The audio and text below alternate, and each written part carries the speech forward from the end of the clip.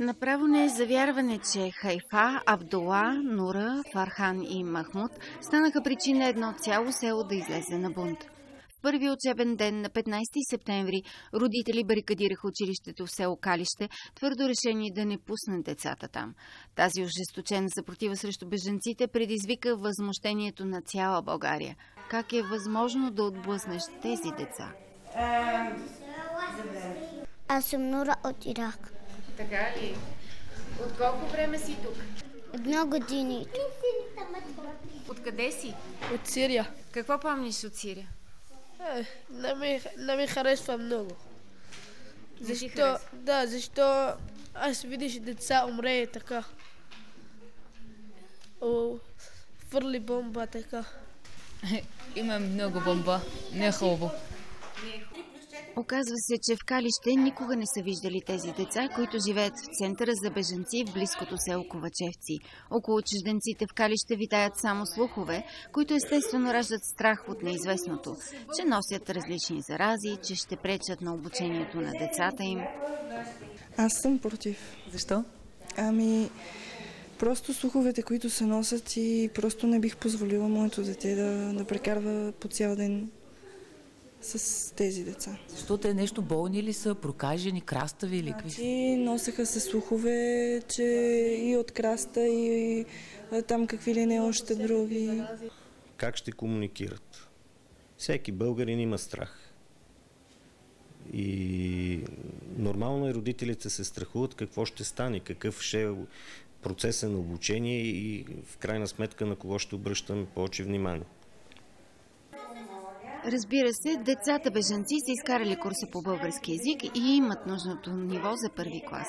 Затова от Агенцията за бежанците смятат, че общината подклажда изкуствено напрежение. Кметът ще отговаря и пред Комисията за защита от дискриминацията, защото е върнал бежанците. А Ахмед, Хайфа, Абдула, Нура, Фархан и Махмуд все пак намериха училище наблизо, което отвори класните си стаи за тях. Училището в Земен. И ние съвсем естествено ги приехме. Родителите, учудващо, нямаше възражение от всички родители. Тоест, вие сте питали родители? Да, ние направихме родителска среща и всички родители бяха единодушни децата да бъдат приети. Нямаше никакви опасения и никакви страхове. Има едно кази, искаш ли училище? Да. Сега аз идва на училище. Прие ги без предупреждения, но с известно притеснение, защото все пак аз не зная техния език. Получават се нещата. Те са били на 3-месечен курс по български език. Трудно е, но с много желание. А и децата са бързо схващат, умни са. Кажи ми сега, как се справяш с математиката? Пише какво може да пише, аз се пише. Харесва ли ти тук? Да. Какво ти харесва него? Рисува и математика.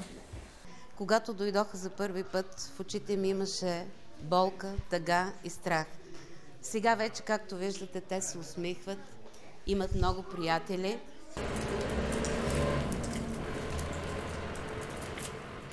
Невероятна промяна и то само за месец в училище, а след още месец вече никой няма да забелязва разликите между тях. А то оказва се, че нито децата, нито родителите им знаят за протеста в село Калище. В центъра в Ковачевци решили да не им казват, да им спестят унижението. Децата се чувстват прекрасно, ходят на училище, но все още чакаме за статут от българската държава и това е нашия проблем. Аз съм от Ирак и се казвам Диния. И тук нямаме никакви проблеми с държавата. Моите деца ходят на училище и тук хората са добри. You want to stay in Bulgaria, to work here, to live here? Yes. Now 1 year in 2 months. I'm still here, Kovacevci. And now come the statutes. Now come statue. It's not a problem. Only my daughter is go every day in school. You want to stay here to work? Yes. I'm still here. I'm all look the working. I'm go to working. В центъра в Ковачевци 12 деца са на училищна възраст и те всички ходят на училище. Не така стоят нещата в другите центрове. От началото на годината близо 7000 бежанци са потърсили закрила в България, 1000 са деца, но едва 35 от тях ходят на училище. В центъра във Военна рампа в София от 90 нито едно не е видяло училище, въпреки че 30 все пак посещават курсове по български език в центъра. Браво, това е В. Добре. След това Г. Помниш ли Г? Доброволците от Каритас, които ги обучават, полагат големи усилия да убедят родителите им да ги пуснат на училище, но всеки път се сблъскват с тяхното безразличие. Може би защото самите те имат нисък образователен статус. Едва 6% от пришълците имат висше или полувисше образование. В центъра в Хармали, който е най-големия в България, статистиката е още по-изразителна. От 430 деца на училище ходи само едно. Пауза. Пауза. Невероятно трогателен с усилията си, Заби бързо става любимец. И в училището, и в центъра казва, че иска да стане българче. Идва от Афганистан, което е много дълъг път, обяснява детето.